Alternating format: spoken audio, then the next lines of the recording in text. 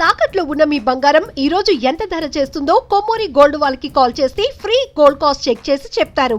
నమస్తే రమగారు. నమస్తే జయ. రమగారు, మనము శ్రావణ మాసంలో మంగళగౌరి వ్రతం చేసుకుంటాం.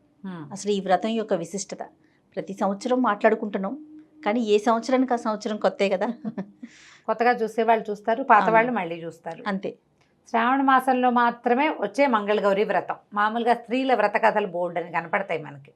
వివాహం అయ్యాక పిల్లలతో ఆడపిల్లలతో నోవులు పట్టిస్తారు. ఒక్కో ఇంట్లో మూగుదానికైనా 3 నోవులు అనేవారు మామగారు, అలా చెప్పేవారు. అవును, కనీసం ఎంత చేతకాని వాళ్ళైనా ఓ 3 నోవులైనా చేయాలని. కొంతమంది కట్టలు తద్ది నోవులు ఉంటాయి, ఉండ్రాలు తద్ది నోవులు ఉంటాయి, తద్ది నోములు. అవును. ఇవి కాకుండా పౌర్ణమి నోములు ఉండేవాళ్ళు కొంతమంది ఉంటారు. వాళ్ళ ఇళ్లలో ఆచారాన్ని బట్టి ఆచారాలతో నిమిత్తం లేకుండా చేసుకోగలిగే నోములు కొన్ని. అవి ఇప్పుడు ఇట్లా పర్వదినాల్లో వచ్చాయి. ఇవే కాకుండా కార్తీకంలో చేసుకునేవి ఆచారాలతో సంబంధం లేదు, నా అక్కర్లా, మనం చేసుకోవచ్చు. మామూలుగా గౌరీదేవి అంటే గౌరీదేవి సువాసిని, ఆమెని నిత్య సువాసిని అమ్మవారు. ఆమెను పూజించిన వాళ్ళకి 5వ తనం కలకాలం నిలుస్తుంది. భర్తతోటి మనకి అనుబంధం లేకుండా ఇబ్బందులు లేకుండా ఉంటాయని గౌరీ ఆరాధన, నిత్య గౌరీ ఆరాధన చేయాలని చెప్తారు. వివాహాల్లో ఇక ఏ పూజ చేయించారు, గౌరీ పూజ మాత్రమే చేయిస్తారు. అమ్మవారు చూడు, అమ్మాయి కూర్చుని గౌరీ పూజ చేసుకుంటుంది అంటారు. ఓకే. ప్రతి వివాహంలోనూ అమ్మాయితోటి గౌరీ పూజ చేయిస్తారు. ఈ గౌరికి ఒక ఎర్రని రాతిని గౌరికి ప్రతీకగా చెప్తారు. ఓకే. నదుల్లో దొరికే రాయట అది. ఆ రాయితోటి గౌరీ చేస్తారు. ఆ గౌరీ లక్ష్మీదేవి పూజ మాత్రం చెయ్యరు వివాహాల్లో. అవి సినిమాటిక్గా ఏదో సినిమాలో కనపడింది కానీ చెయ్యరు అట్లా. గౌరీ పూజ చేస్తాం కదా, లక్ష్మీదేవి పూజ కూడా చూస్తున్నాం ఈ మధ్య సినిమాటిక్ పూజల్లో కనపడుతోంది కానీ లక్ష్మీ పూజ చెయ్యరు. అవును, గౌరీ పూజే చేయిస్తాం. ఈ గౌరీదేవిని అమ్మాయి మళ్ళీ కాపురానికి వెళ్ళేటప్పుడు మనం దేవతార్చన ఇస్తాం కొంత. ఆ ఇచ్చేటప్పుడు గౌరీదేవిని ప్రత్యేకంగా తెప్పించి ఇస్తారు. ఇంట్లో పూజ చేసే గౌరిని ఇవ్వరు. ఆ గౌరీ ఈ ఇంట్లో ఉంటుంది. ఆమెకు మళ్ళీ పూజ మనం వేడిగా కాపురం పెట్టించేటప్పుడు ఏవో ఇస్తారుగా, తిరగళ్ళు, రోళ్ళు అవి ఇస్తారు. వాటితో పాటు గౌరీదేవిని కూడా ఇస్తారు. ఆ గౌరీని పెట్టి పూజ చేసుకోవాలి. ఇళ్లలో ఆచారం ఉంటే, లేదనుకో ఏమీ లేదు. కానీ గౌరీ పూజ మాత్రం మనం నిత్యము చేసుకోవచ్చు. దానికి ఆచారంతో ప్రమేయం లేదు. అలా ప్రమేయం లేని పూజ ఈ మంగళగౌరి వ్రతాలు ఏంటంటే దీంట్లో విధానాలు వేరువేరుగా ఉంటాయి. ఒక్కో ప్రాంతానికి ఒకట్లా, మళ్ళీ కమ్యూనిటీస్లో కూడా కొంత తేడాలు ఉంటాయి.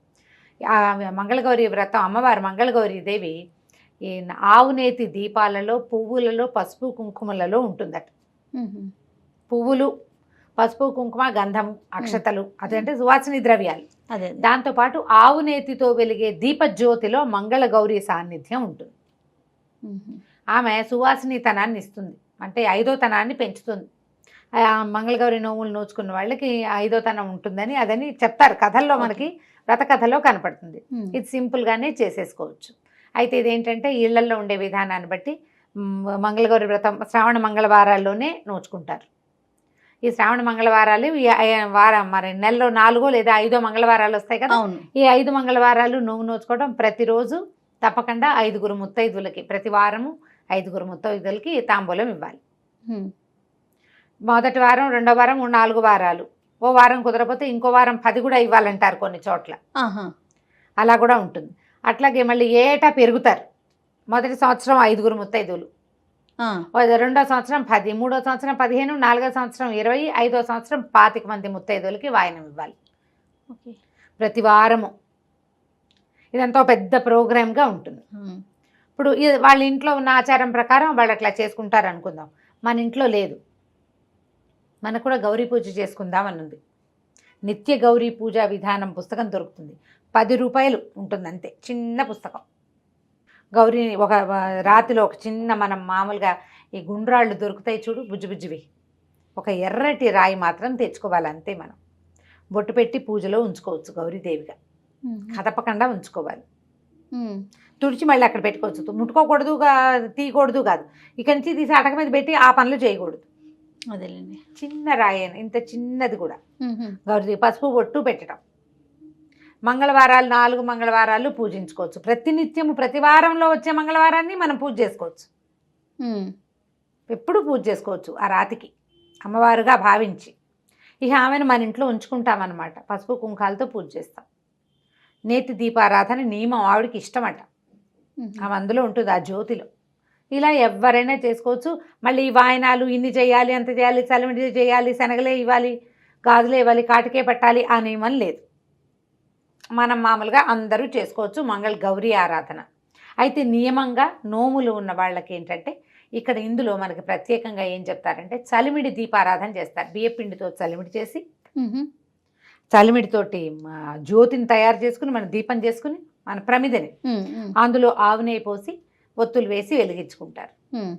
ఈ దీప చాలా ఆరాధన అంతా మామూలు షోడశోపచార ఆరాధన అందరు లక్ష్మీదేవికి చేసినట్టే గౌరీదేవికి చేస్తాం. అమ్మవారికి శనగలు ఒకటి నివేదన చేస్తారు. ఓకే, శనగలు బియ్యపిండి చలిమిడి ఇది ప్రమిద ఏదైతే పెట్టామో జ్యోతి మనమే తినాలి. అవును, జ్యోతి ఎవరు నోవు నోచుకుంటారో వాళ్ళే తింటారు, వాళ్ళే ప్రసాదంగా స్వీకరించాలి. అయితే ఇప్పుడు చలిమిడేమో మనం అమ్మవారికి నివేదన చేయటం, అందరికీ పంచిపెట్టడం. చలిమిడి శనగలు వాయనంగా ఇస్తాం.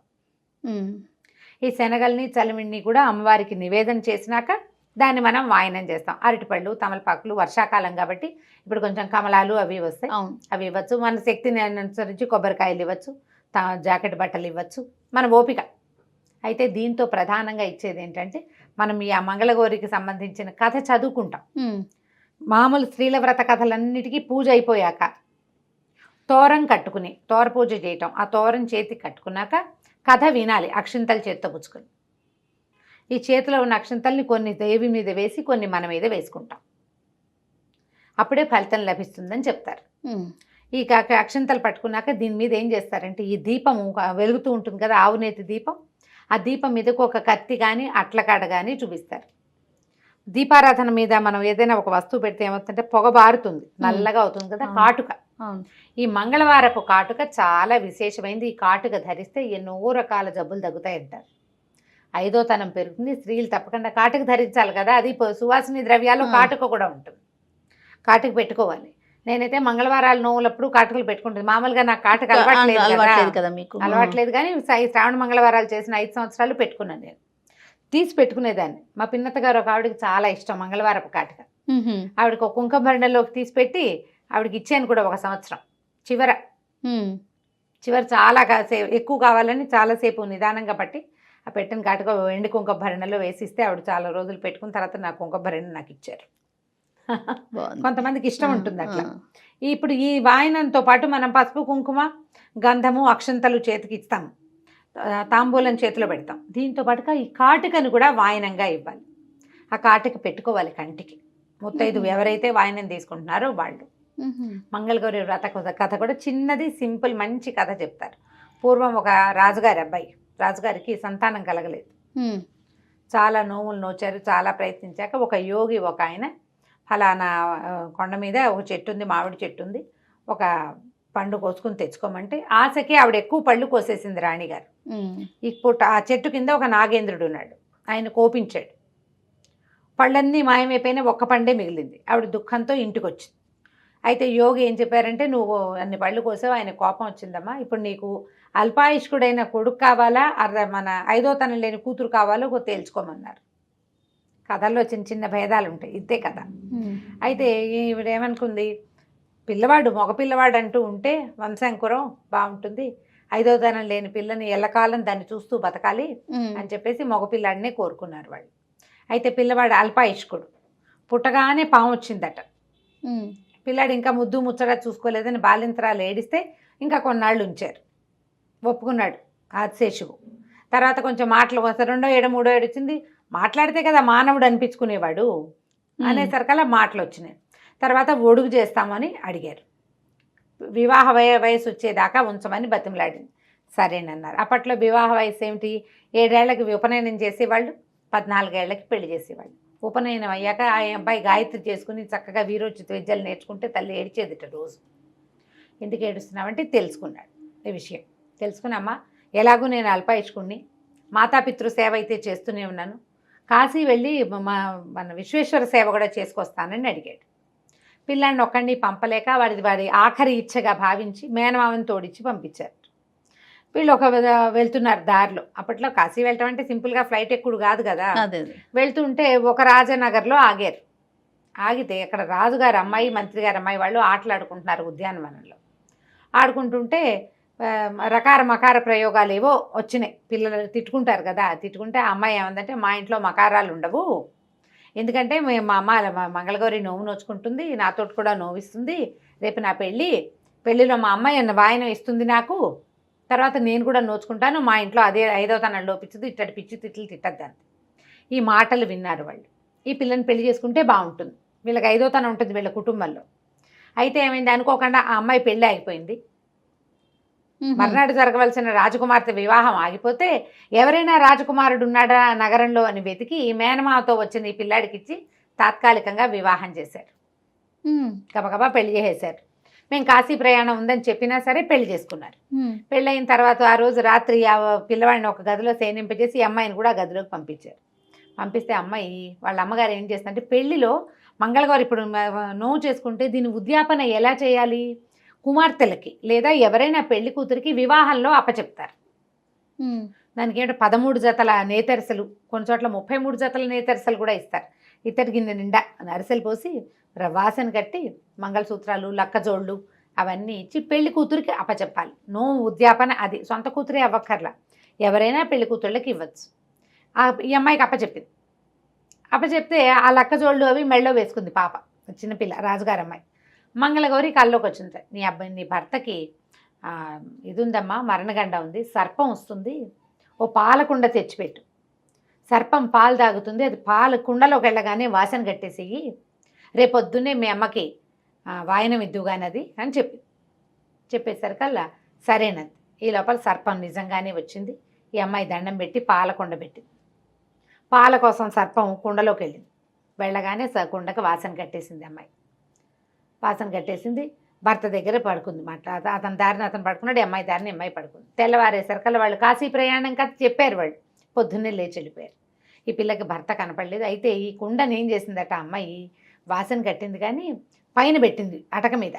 అటక మీద పెట్టడానికి ఎత్తుగా ఏమీ లేక ఆ పడుకున్న వాడి తొడ మీద ఒక కాలేసి ఎక్కిందట పైకి. అమ్మాయి పారాని గుర్తు కాలు మీద పడింది అనమాట. అతనికి నిద్రపోతున్నాడు, వెళ్ళిపోయాడు. ఇక భర్త రాలా. ఈ అమ్మాయి ఏమో భర్త కోసం వెయిట్ చేయడం మొదలుపెట్టింది. రాజుగారు అన్నారు, అదేదో తాత్కాలిక పెళ్ళి, సుముహూర్తం బాగుందని చేసాము, వేరే సంబంధం చూస్తామంటే అమ్మాయి ఒప్పుకోలేదు. పెళ్ళైపోయింది, నాకు మంగళగౌరీదేవి కనపడింది అని చెప్పింది. కొద్ది రోజుల తర్వాత వీళ్ళు కాశీకి వెళ్ళారు. అతనికి కల వచ్చేదట ఎంతసేపు, ఎవరో కొంతమంది యమభట్టులు తన కోసం వచ్చినట్టు, అక్కడి నుంచి గౌరీ స్వరూపాలుగా ఉన్నటువంటి దేవతా స్త్రీలు వాళ్ళతో పోరాడుతున్నట్టు, వాళ్ళు యుద్ధం చేసుకుంటున్నట్టుగా కల వచ్చేది.